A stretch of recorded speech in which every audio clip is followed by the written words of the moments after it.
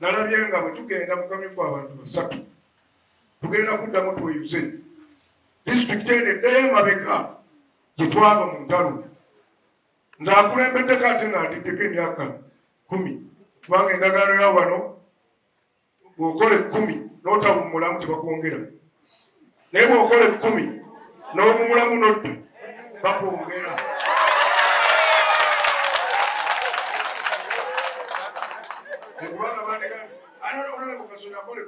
N'alummulamu n'akola ki?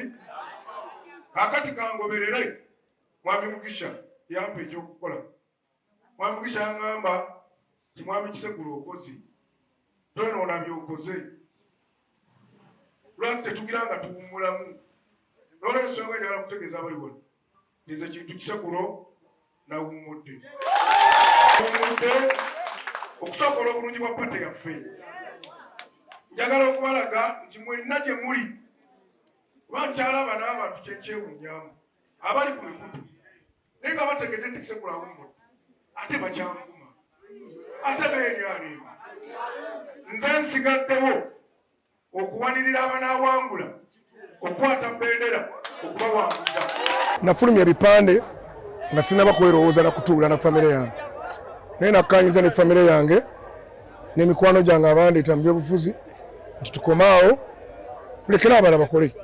So twali forces zonna nemmanyi ngenda kuserving other parts of the country in a different way.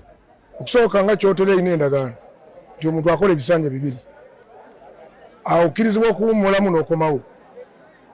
So nze mbadde nakakola bibiri nensalawo mpummule nkwaseko ne ku bannange obukulembeze bakole.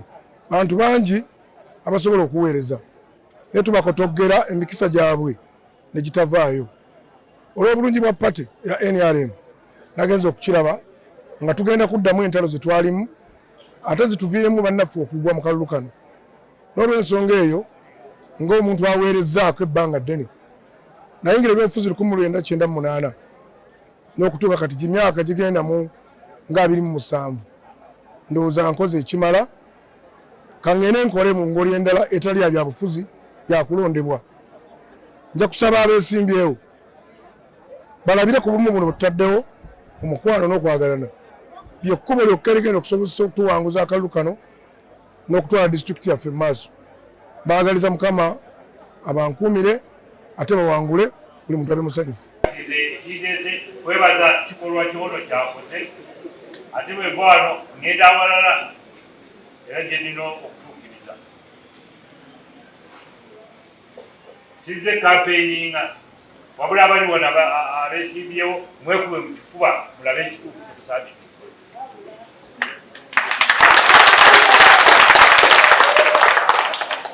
Kitukola nkola yakuwalaga omuntu omuwalanye twetaaga movement twagala kuteeseganya na kukkirisiganya bwekifuna bulungi bannaye kubanga waliwo n'abamu abagamba nze siyinza kuvaawo wano ki okugjako ng'ondabyemu kulabamu ntya nga mufunidde ku ssente zeekozesezza zeekoze kino nakino bannaye ekibiina kitiibiirawo lwabifulire.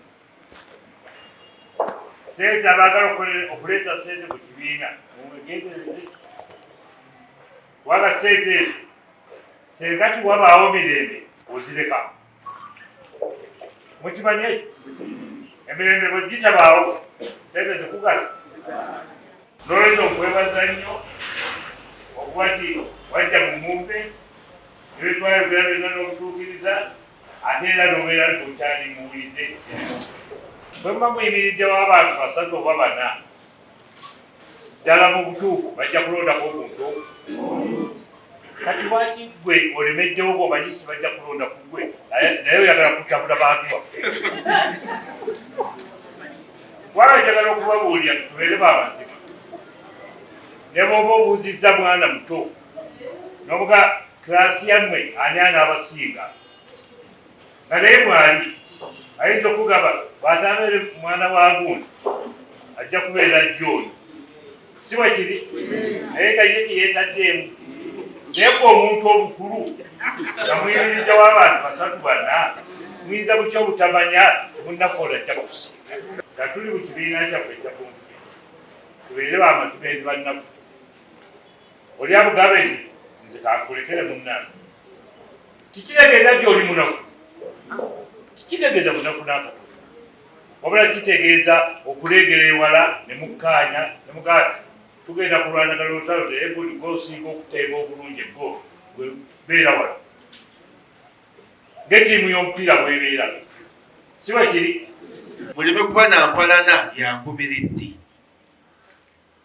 n'owala n'omuntu n'owalana n'ekisiikirize kye n'owalana n'amufaananyi erinnya ogwo omutima si gwa muntu kubanga naye Katonda yatutonda yamanya tujja kusobya n'atuteerawo gye tugenda okwenenya era naye n'asaba tusobola n'omusaba omutereevu agire ki n'atulagira tusobola n'omusaba omutereevu n'atusonyiwa atalina kifo mu mutima gwo kisonyiwa mu katono oba wakikaaki mu kibiina kyaffe twongere okwegatta n'okugumiikiriziganya ate n'obutaba bangwe kibi nnyo ng'oli muntu mukulu mazima ng'olina enkwe oba tuli muntu mukulu era oba owemuka ate tulowooza nti abantu baba tibakumanyi baba bakumanyi kirungi omuntu n'amanya nti tomwagala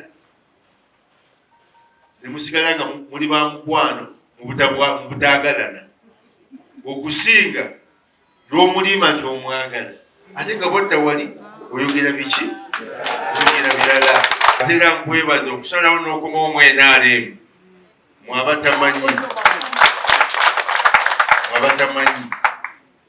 ensonga lwaki mulaba opposition nga tebatambula ono omusajja ono kuddamu NRM kubanga yabatawanya nnyo emitwe yabatawanya nnyo ki yali mpagi nnene nnyo mu opposition tulina okunyweza support yaffe tulina ku ground kubanga balaba opposition nabo baagala batukubemu ebituli naye sofa kikyali bulungi katusabe enkya bwe tumala akamyufu kaffe tuve ku round table ati tusimbule tulabe engeri ye president waffe NRM flag bearers bagenda kuwangulamu akaluulu ka 2026.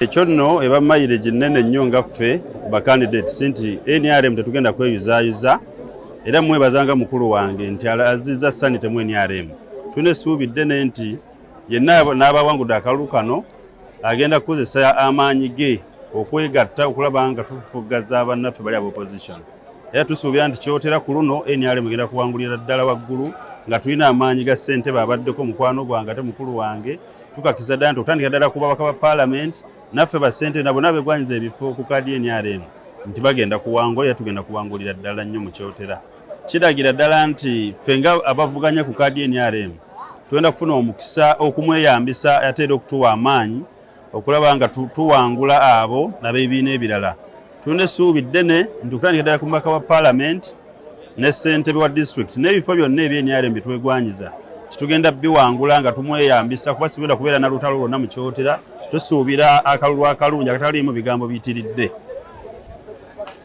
Kiba kizibu nnyo okusisinkana chairman abaddeko okusalawo yekka okugamba nti nvudde mu kalulu naye nga takavuddemu mu mirembe. Naffe tuba twewuunya bwewuunya okulaba nti ekibiina ky'NRM kituuse ku mutendero ogwo ogw'okukkaanya. Kati ffe chairman waffe abaddeko ku LC5 omwami Kintu Kisekulo Patrick ye yalabye obulungi bwa NRM n'asalawo okuva mu kamyufu kano alekere banne bagende mu maaso. Tuli basanyufu nnyo. Ekyo nno kiraga ki? Ekyo kiraga nti NRM efuuse y'amaanyi nnyo era egenze edda ku ntikko kubanga okusalawo si kyangu naye ku lw'ekibiina omuntu asalawo nga tewali n'omu amukase ne tulaba nga obwo buwanguzi bw'amaanyi ddala era tuli basanyufu nnyo olw'ekintu chairman ffe kyakoze. Tugenda kutambula naye era tugenda kubeera naye mu byonna NRM ku ntikko NRM ku Buganda ffenna tugenda kutambulira wamu nga tewaliiwo awakanya munne. NRM oye. Otwogerera olwaleero ng'ennaku z'omwezi 16 era ebifo byonna ebya opposition tugenda bikomyawo byonna bigenda kudda era tugenda bizza ffe mu Kyotera district tugenda bizza mugenda nga tugenda tutuuza abantu abali ababiri nga tulekamu omu tusobole okunyonyeza oli omu asobole okuwangula. Era tuzze tubagamba bulijjo nti ekyo kigenda mu maaso mu Kyotera abantu bajja kwesalirawo omukulembeze gwe baagala. Era tukakasa amaanyi g'abantu gakoze nti chairman abadde atwala Kyotera asobodde okuvaamu amaanyi g'abantu ategedde gye gagenda. Era kitulaze nti NRM tugenda tugifunza wano mu Kyotera. Era bwe tumala okugifunza tugenda kuwangula Kyotera ate tugenda n'okutereeza ebyo byonna bitatambula bulungi ku Kyotera district. Naddala ng'okutunda emirimu tukimanye ekyo kivuddeko nnyo obulabe bw'amaanyi ku chairman abaddeko.